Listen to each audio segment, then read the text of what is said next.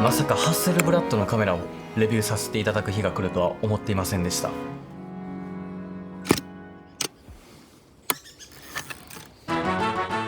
これは多くのカメラマンが憧れるハッセルブラッド。写真を撮影できるカメラの最高峰です。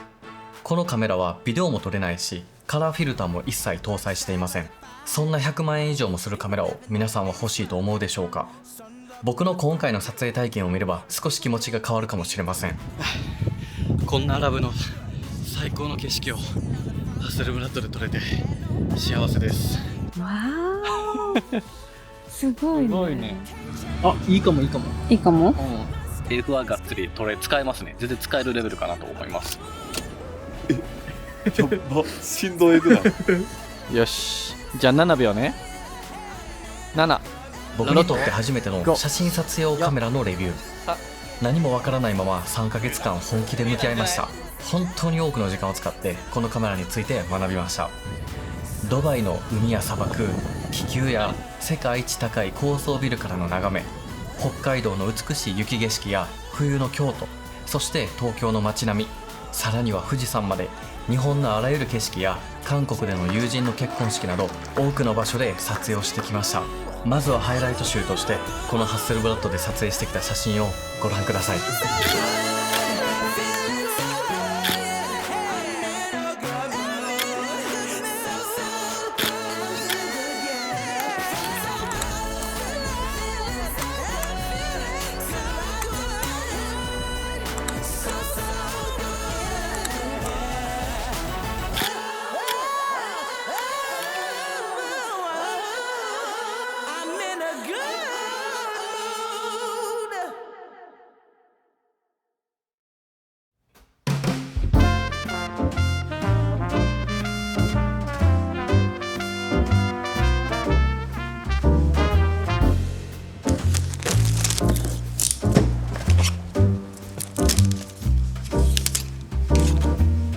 皆さん、ハッセルブラッドがハッセルブラッドカメラがようやく僕の元に到着しました。今日はこのカメラについて僕が知ったことを全て紹介したいと思います。ではまずはこのカメラについて 907XCFV100C というのはそもそもどのようなカメラなのか。一応 907X が本体でシャッターボタンとダイヤルのみの小さなユニットでできていて、センサー部分であるデジタルバックと別々のようになっており、従来のカメラとは根本的に設計から違っています。同じハッセルブラッドには最も王道で使いやすいモデルとして X2D というモデルがあります。こっちの方が一般的なカメラの形をしていて、576万ドットの EVF もあるし、手ブレ補正も搭載しています。多くのユーザーにとって使いやすいのは間違いなくこちらのモデルだと思います。しかし手ブレ補正もなくファインダーもないこのボックス型のカメラにはどのような魅力があるのか深掘って見ていきましょう。アルミの削り出しでできた 907X100C はハッセルブラッドのクラシックなフィルムカメラ V シリーズを元にしたデザインで、ミニマルで美しい外観が特徴的です。シャッターボタンは前面にあり、フィルム時代のデザインを継承しています。ウエストレベルのビューファインダーを採用し、チルトモニターによって上から覗き込むスタイルで撮影できるため、クラシックなフィルムカメラに似た操作感を楽しめるのも特徴です。他のカメラにはないモジュラー式デザインにより、ハッセルブラッドのクラシックな V システムのカメラ500シリーズにも対応し、フィルムバッグやヴィンテージのレンズを現代のデジタルカメラで活用できます。これに関しては詳しくは後ほど紹介します。底面には電子接点があり、別売りのコントロールグリップを取り付けることが可能です。ダイヤル操作による絞り、シャッタースピードなどの変更だけでなく、ジョイスティックによってオートフォーカスポイントも素早く調整が可能です。物理ボタン操作でも撮影画像の表示やメニューオプションにもアクセスできるし、これら4つのボタンは全てカスタマイズ可能で、30個の異なる機能から自由に選択ができます。実際にこのグリップは自腹で購入したんですけど、92,400円です。約10万円。高すぎるちょっとさすがにこれ買うときはね、ためらいましたね。ただ実際にはかなり使いやすいです。マジでね、このグリップはね、超便利です。これがね、ついてないと逆にもう取られへんぐらいに絶対あった方がいいぐらい便利です。見た目もとても素晴らしいと思います。可能であればやっぱりこれを使いたくなるほど便利なアクセサリーではあるかと思います。そしてこの CFV100C はなんとね、1億画素のセンサーを搭載しています。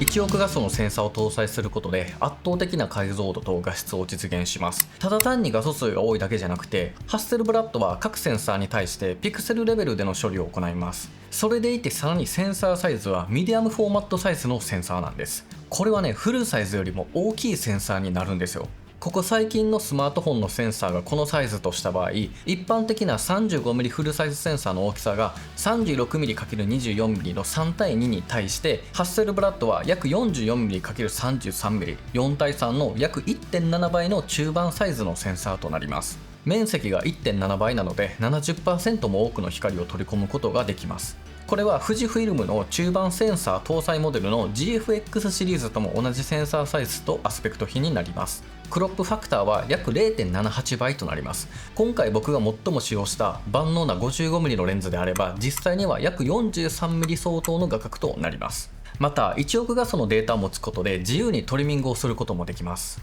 これは単なる拡大だけじゃなくて、自由に自分の好きな画角で楽しむことができるんです。スクエアを選んでみたり、 SNS 用に9対16のサイズにしてみたり、あるいはシネマスコープやパノラマレベルの画角に処理することも可能です。モニターはタッチ多用のディスプレイを搭載していて、直感的な操作が可能です。しかもこのモニターね、めちゃくちゃ綺麗で超見やすいんですよ。僕が今まで使ってきたカメラの中でダントツで一番綺麗だと思います。ただ解像感があるんじゃなくて、本当に綺麗なモニターです。ISO、シャッタースピード、F 値などの値が一目でわかる UI やし、さらにスライドすると別ページですぐに設定メニューにアクセスができるので、モニター上での操作はストレスなくスムーズにできるような印象です。そして特筆すべきは内蔵の 1TB SSD なんですよ。内蔵です1億画素もあるので、写真1枚の容量が約 200MB を超えます。5枚取れば 1GB をすぐに超えてしまうんです。でもこの大容量内蔵 SSD が 1TB もあるので、ロー形式のみで写真を撮影した場合、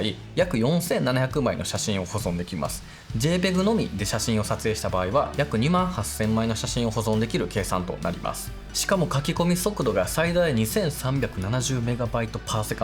み込み速度が最大 2850MB/s の高速な SSD を内蔵しています。それプラスで記録カードは CF エクスプレスの Type B カードを採用しています。これによって撮影枚数制限を気にすることなく、ほとんど撮影をすることができています。バッテリー持ちはぶっちゃけそこまで良くはなくて、やっぱり予備で1つあると1日は取れるかなといった印象です。そして USB-C ポートを介した急速充電にも対応しています。そんな今までに全く使ったことがないようなこのカメラを持って、僕たちはドバイに旅立ちました。ユウスケと一緒にアラブの建造物や砂漠、世界一の高層ビルなどの美しい景色や人を撮影してきました。その中での実際の撮影体験レポートをシェアしたいと思います。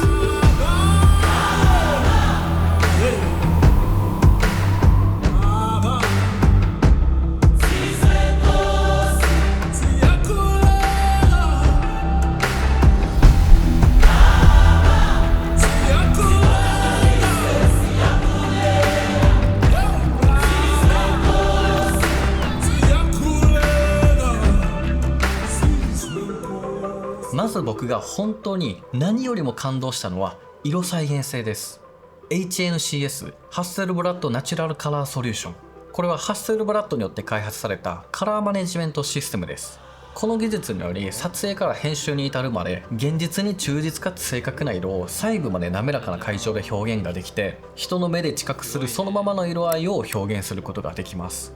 マジでこの建物高すぎて入らんて25mm のレンズで、約 0.8 倍をかけて換算 20mm ぐらいの写真が撮れます。これぐらい広いとやっと入るというぐらいマジで高い。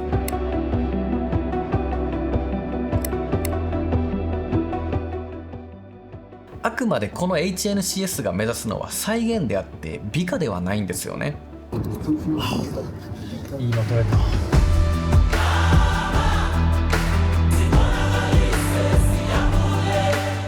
ハッセルブラッドのカメラではカラープロファイルっていうのが一切搭載されていません。カメラ内でハイライトやシャドウの調節もできないし、モノクロモードもありません。なので僕たちが目で見たそのままの色合いを再現すると、そういったことを目指しています。カメラが美しい色表現を実現するには大きく2つの大事な要素が挙げられます。色深度とダイナミックレンジです。CFV100C はなんと16ビットの色深度と15ストップのダイナミックレンジというカメラ業界でも最も最高品質の情報を取得が可能です。色深度に関しては本体側で14ビットと16ビットの選択ができるようになっています。ただ14ビットで撮影をしてもファイルサイズっていうのは小さくならないんですよ。だとしたら16ビットでね撮影した方がいいんじゃないかとなるんですが、14ビットだと速射性が上がります。なので連写をスムーズに撮影したい場合は14ビットが選択肢となります。一般的にこの色深度というのは指数関数的に増加していくため、14ビットは2の14乗であり16ビットは2の16乗という違いになります。 JPEG データが8ビットなので2の8乗で256回兆の RGB それぞれのデータを持っており1677万色が表現できます。一方12ビットのローは6870億色を起動可能なんですが、16ビットのローとなると281兆色にもなります。16ビットは12ビットの4096倍の情報量を持っているわけです。ちなみに1ビットというのは白と黒の2回兆となります。ドバイ旅でずっとやりたかった砂漠での気球体験に行ってきたんですよ。ただ集合時間がなんと朝の3時でした。はい、皆さんおはようございます。2日目でございます。うわ乗りますよ。そこから移動とか準備をして気球に乗り込んで上空から朝日を迎えたわけですが、太陽のわずかな位置によって光の色温度や明るさの見え方は全て異なってきます。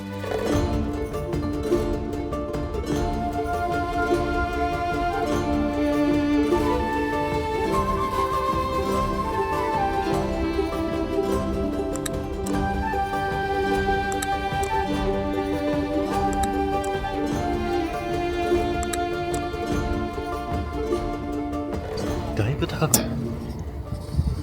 すごい。結構高くない？めっちゃ高い。ちょっと怖い。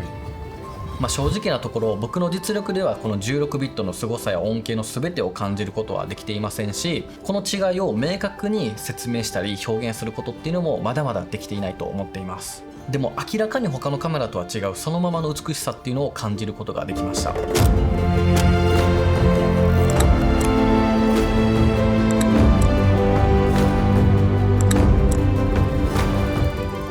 気球の上から見た地平線から滑らかに描かれる朝日のグラデーションとか太陽が反射する綺麗な空を見て本当にこれには感動しました。The polite one. そしてフォーカスという専用のソフトを使えばハッセルブラッド独自の作業用カラースペースで編集ができてデータの劣化を最小限に抑えることができます。現像自体はライトルームでもできるんですけど HNCS が発揮されずフィルム曲線もカラーもこのフォーカスでこそ最大級のクオリティを引き出すことができます。今回皆さんに見ていただいている作品は全てフォーカスで現像していて色の調整っていうのは一切行っていなくて明るさのみの調整をした写真たちになっています。とはいえ本当に色味が違うのかというのが気になったので実際に他のカメラと比較をしてみました。ハッセルブラッドのカラーに対して日本の国産主要メーカー5機種のスタンダードカラーでそれぞれの撮影をしてみました。これは確実に好みがあるっていうことは前提にはなるんですけど確かに各カメラによって色味とか映り方に違いっていうのは感じます。ハッセルブラッドの HNCS の色再現という点ではとても僕も優れているように感じます。実際に僕たくさん使ってみて確かに人の肌スキントーンとかに色がかぶったり乗ってしまうみたいなことっていうのがほとんどなかったなという風な印象があります。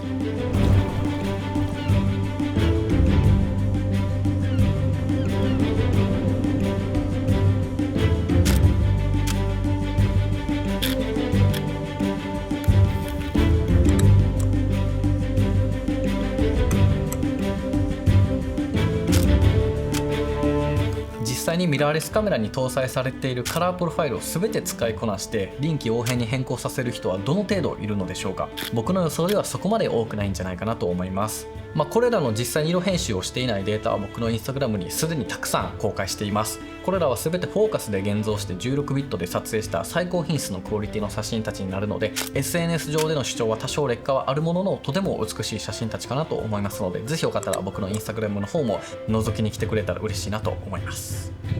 こんなアラブの最高の景色をハッセルブラッドで撮れて幸せです。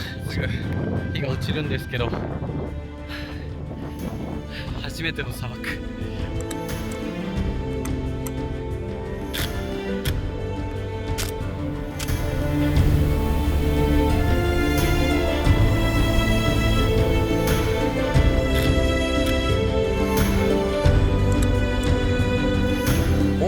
イトバランスの正確さもこのカメラの特徴です。アブダビにあるシェイクザイードグランドモスクを訪れました。ドバイは UAE の中でも有名で大きな都市ではあるのですが、実は首都はこのアブダビという場所です。2007年に完成した比較的新しいモスクということもあって、内装や外観などが本当に美しく綺麗に保たれている場所です。白を基調とした壮大理石のこのフロアで、写真の色が傾くことなく的確なホワイトバランスで撮影できているのが伝わるかと思います。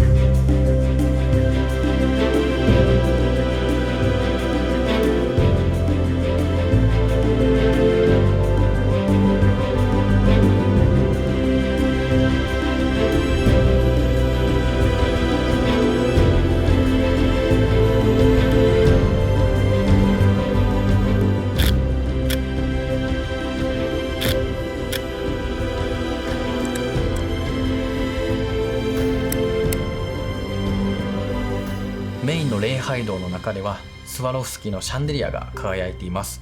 明らかに色のある環境下でも問題なく捉えて、完璧かつ忠実な色表現をしてくれます。もう本当にね、全てが美しくて魅力あふれるドバイ旅でした。別でね Vlog はアップロードする予定なので、そちらもぜひ楽しみにしておいてください。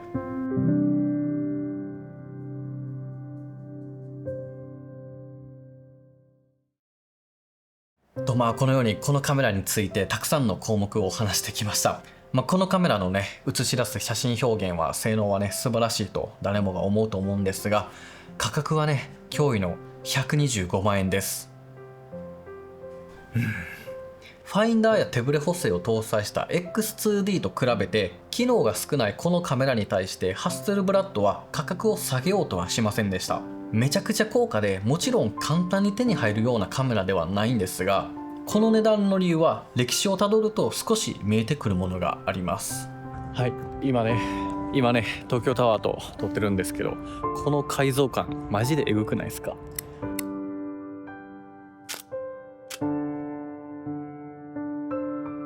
いや、日本を感じるな。日本感じる。日本感じるな、これ。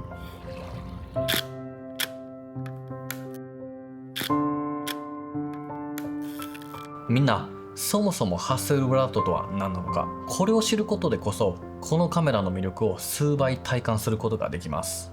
時代は遡って1841年、創業者のフリッツ・ビクター・ハッセルブラッドがスウェーデンのヨーテボリで貿易会社を設立。当初は写真関連製品の輸入業務が中心でした。1900年代初頭にハッセルブラッド社はコダックのスウェーデン代理店として写真業界に深く関わり始めます。そして1940年代の第二次世界大戦中にスウェーデン軍からの依頼を受けて航空用カメラの製造を開始します。この経験が後のカメラ設計に大きな影響を与えました。1948年、最初の市販カメラ 1600F を発表。モジュール式の設計で交換レンズやフィルムバックが可能な革新的なモデルでした。その後 1000F、500C、500EM を含む歴史上最も象徴的なカメラを生み出していきます。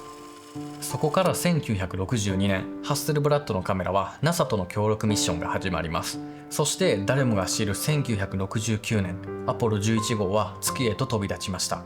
その時に持っていかれたのがハッセルブラッド 500C です。重量を減らすためにレザーカバーや補助シャッター、レフミラー、そしてビューファインダーを取り除かれており、新しいフィルムマガジンが作られ、通常12枚撮りのところを70枚撮影できるようにしました。そして宇宙船の窓の反射を抑えるためにマットブラックに塗装するなど、このように改造されたハッセルブラッドが月面に持ち込まれました。その時に撮影された写真がこちら。今現代でも誰もが知る写真であり、人々に感動を与え、世界中の雑誌に掲載される歴史となったのです。撮影後フィルムマガジンを慎重に外した後、カメラとレンズは月面に置かれたままとなりました。これは無事に地球へ帰還するための重量制限をクリアするためです。その後のアポロ計画でもこれらが繰り返され、全部で12台のハッセルブラッドカメラが今もなお月に残されています。これはあくまで一例であり、これだけでなくハッセルブラッドは数多くの歴史的な写真を残しています。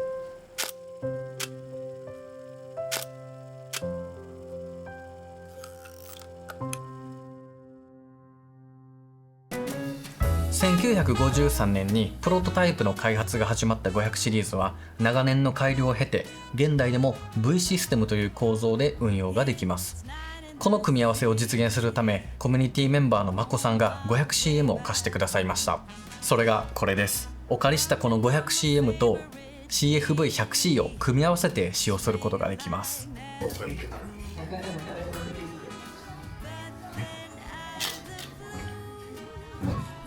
い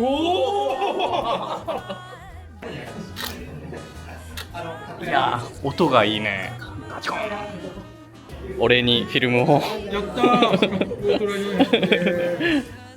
これらがなぜ組み合わせて使用することができるというと、500シリーズは本体、フィルムバッグ、レンズ、ビューファインダーというシンプルなパーツから構成されるモジュール式の機械カメラであり、 907XCFV100C も同様で本体、デジタルバッグ、レンズという基本となる構造が同じため組み合わせて使用することができます。極めつけには V システムはレンズシャッターを採用しているためボディ自体がシンプルかつ小型サイズでの設計を維持できています。これによりフィルム時代のボディであってもデジタルバッグを装着する際に特別な改造や調整がほぼ不要となるわけですね。2人ストップ。ちょっと待って。またレンズシャッターであることで全速度ストロボにも同調し、シャッターを切る時の振動が大幅に軽減され、スタジオ系プロカメラマンの定番機材でもあったとのことです。しかもこのレンズシャッターという構造は現代の XCD レンズにも踏襲されていて、それぞれの XCD レンズでもシャッター音が異なります。じゃあまずは 55mm からいきましょう。こんな音です。こんな感じ。ちょっとコトンとしてる感じやね。 75mm ね。こっちの方がちょっと大きいと思う。いきます。こんな感じ。ちょっとある大きさが 25mm 一番超広角で、これが一番ね大きい音いくで。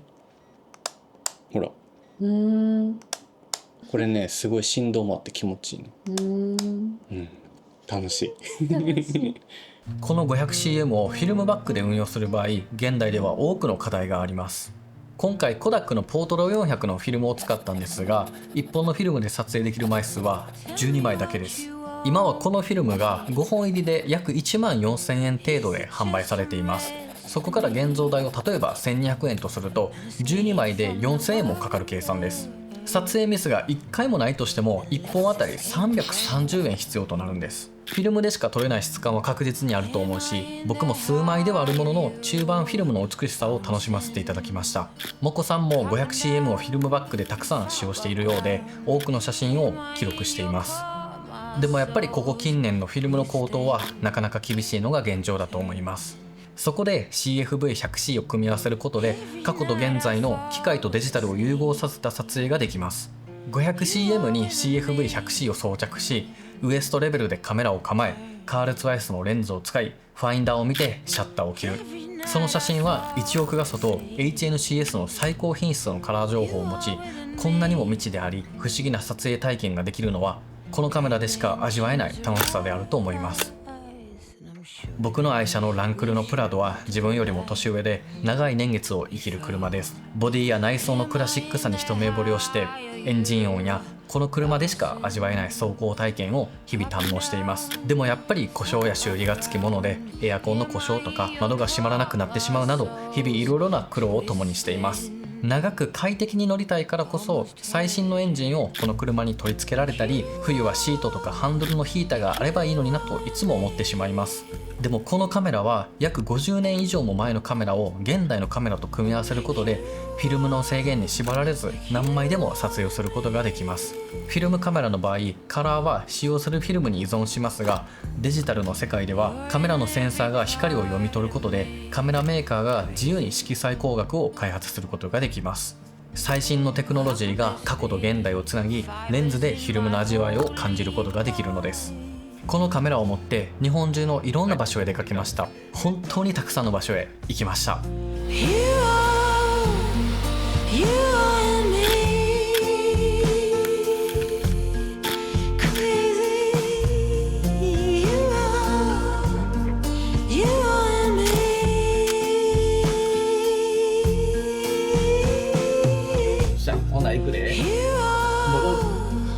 You and me,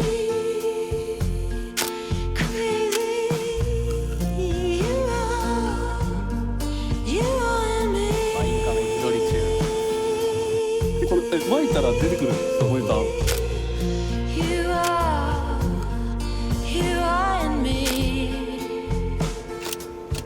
It's crazy. 振動えぐない。 You are and me. このカメラを日本中多くの場所に連れ出して一つ気づいたことがありました。日本人ですら知らない日本があるということです。日本の有名な観光地に行くと海外の観光客で溢れていますよね。訪れるたびに感じたのは、そこにいるみんなが日本のあらゆる美しい景色をまるでもともと知っていたかのように訪れていることです。日本の美しい情報を得て実際に足を運んでいる観光客の多さに驚かされます。 1.6 キロ25分階段で登ります普通にこの道はバリ危ないやものすごい人ですね。人がかなりいるんですけど、めっちゃ入ってるめっちゃ入ってる。僕たちは日本人でありながら本当に日本の美しさを知っているのでしょうか。これが実際に現地に行くことで僕がよく日本人として感じることです。めちゃくちゃしんどい。全部階段で登ってきたんですが、着いたところがこんな感じです。いやー、みんな見たことあるでしょう。これ超有名な富士山がね見える展望デッキからの眺めですね。これに少し同じようなことを感じました。この1億画素というのはオーバー気味に感じるかもしれません。僕は正直2000万画素以上のものがあれば十分だと思っていました。ただ拡大やトリミングをすることで知れることもたくさんあるのです。北海道で何気なく撮った美しい雪景色や京都で着た着物の生地など肉眼では見えなかったマクロな世界が見えてきます。ドバイではブルジュ・ハリファをただ撮影しただけなのに、そこには3人の清掃員が写っていました。世界一の建物でも他の建造物と同じような方法で美しさを保っているなど、普段気にも留めないことを知ることができます。見るつもりもなかった世界を覗くことができました。そしてこのカメラは撮影体験だけにとどまりません。フォーカスモバイル2を使うことで旅先で撮影した写真をすぐにシェアすることができます。 iPhone や iPad にすぐに接続転送することができて、色や明るさの調整はもちろん、写真のレイアウトを決めたりサインを入れたりすることもできます。そしてそれらをすぐに共有し SNS にアップロードすることができます。いいよな。めっちゃプルいいよな、これとこれもちょっと近いバージョン。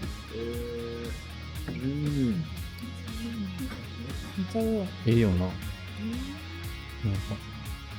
思い出やな。1億画素。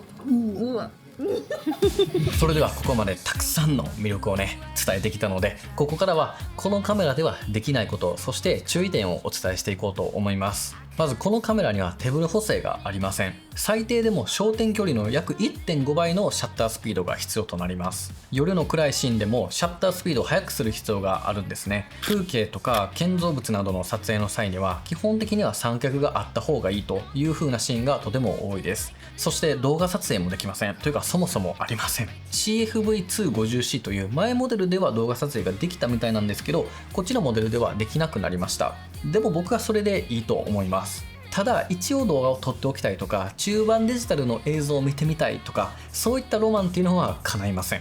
そしてレンズがほとんどが単焦点レンズとなるので、ズームレンズのラインナップが現状ではまだまだ少ないかなと思います。そしてレンズ自体もかなり高価なので、それなりに楽しむには本当にねコストがかかってしまうかなと思います。あとはハッセルブラッドならではのスクエアセンサーではないというところですね。 500C シリーズなどは 60×60 のスクエアサイズに対して中盤デジタルのハッセルは約 44×33mm なので割と小さくも感じます。そのため 500cm などで撮影する際はデジタルセンサー用のプレートを装着して実際の記録範囲を絞って撮影することとなります。なので厳密には中盤センサーの中でも大きさは変わるという風になってきます。逆にね使いやすかったこととしてはコンパクトさです。これだけ小さなカメラなので小さなバッグに入るというところが僕は本当に気に入りました。 55mm のレンズが 372g なのでちょうど 1kg ぐらいのカメラで中盤の1億画素を楽しむことができるんですね。これだけ軽量コンパクトに運用できるのは本当に楽しかったです。そして最後は設定が本当にシンプルであるというところです。正直初期設定はもう数分で終わると思います。従来のミラーレス一眼のように細かく設定を追い込むようなことっていうのがほとんどする必要がないというか、ほとんどできないので、カメラが到着したらもう20分以内に撮影に出かけれるんじゃないかなと、そういう風なカメラでもあるかなと思います。ちなみに今回使用したレンズに関しては 25mm、55mm、75mm の3本です。この XCD レンズは市場に出ている光学系のレンズにおいて最高のレベルを誇ります。これら全てスウェーデンで設計されて厳しい開発、テスト、生産工程を経てきました。一つ一つものすごく高級感があるし、よく見ると本体にはハッセルブラッドの H という文字が刻まれていて、非常に洗練されているデザインです。レンズラインナップは最高級フラッグシップの E シリーズ、価格と性能のバランスの取れた V シリーズ、軽量かつポータブルでシンプル設計の P シリーズに分けられます。そしてその他は無印シリーズのラインナップがあります。V シリーズと E シリーズはカスタム可能なコントロールリングを搭載し、シャッタースピードや F 値などを好きに変更することができます。僕が一番使用したのはこの 55mm の単焦点レンズで、換算約 43mm 程度の使いやすい画角で万能に撮影ができます。超広角以外のシーンであればほとんどのどんなシーンでも撮影ができるし、1億画素があるので最終的には全てクロップしてしまえばなんとかなるというところになるので、1本目には僕はこれを強くお勧めしたいです。一方でより人物の表情とか明確に映したいものがある場合は 75mm のレンズを使いました。これは絞りがそこまで明るいわけではないんですが、価格が抑えられているのもありすごく使いやすかったです。最後この 25mm は旅先とか風景を撮るときに本当に活躍してくれました。とにかく色の質感とか解像度全てが最高品質で、撮影から現像までの全ての工程を楽しむことができるレンズです。このレンズは他の2つと比べてシャッター音の存在が結構あるんですよね。なので撮っていてすごく楽しかったっていうのもありました。何でもできるというのは何もできないのかもしれない。これは西田航さんとコラボさせていただいた時にいただいた言葉です。現在のミラーレスカメラは多くの技術や AI の発達でユーザーの可能性を広げてきました。しかしそれらの機能を全て使いこなせるユーザーはほとんどいないはずです。できることが限られていることができることを最大限に引き出すことになるのかもしれません。最後になりますが、僕は今回のこのレビュー動画をいつも通り徹底的にレビューしようと意気込んでいました。でも気づけばこのハッセルブラッドにのめり込んでいました。単なるカメラの使用体現を伝えるだけのはずが、気づけば歴史とか思想とか生産工程とかそういったことをもう深くめちゃくちゃ調べまくっていました。僕は写真を仕事にしてきた過去はありませんし、これからもそれはなさそうです。そんな写真の素人である自分がこの動画を出すことに少し迷いがありました。でも考え方を変えてこのカメラに対して誰よりも向き合って3ヶ月間真剣に撮影してきました。この動画を通してこのカメラの魅力だけでなくて、ハッセルブラッドが掲げる思想や方向性というのが皆さんに伝わったんじゃないかなと思います。普通に過ごして普通に生きていたらこのカメラと出会えるのはそう多くはないのかもしれません。僕も動画投稿を始めてかれこれ6年が経つんですが、このタイミングでハッセルブラッドが僕を見つけてくれて仕事をくれました。まさかこんな日がね来るとは思っていなかったし、こんな動画を皆さんにお届けできると思ってもいませんでした。月面に着陸したカメラが多くの人の憧れであったように、このカメラを憧れや目標として一つのマイルストーンとして掲げてみるのも悪くないかもしれません。いきます。7、6、上半身ぐら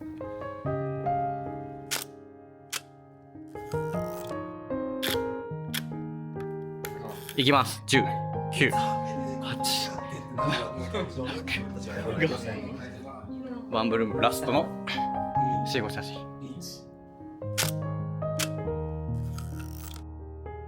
いくでー。7、6、5、4、3、2、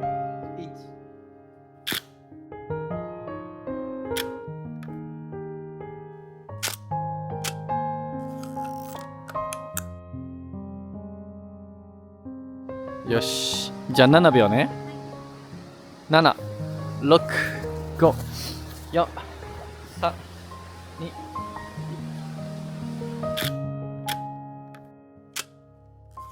ということで今回もご視聴いただきありがとうございました。そしてこのカメラを通して多くの出会いとたくさんの思い出をありがとうございました。ではまた次回の動画でお会いしましょう。バイバイ。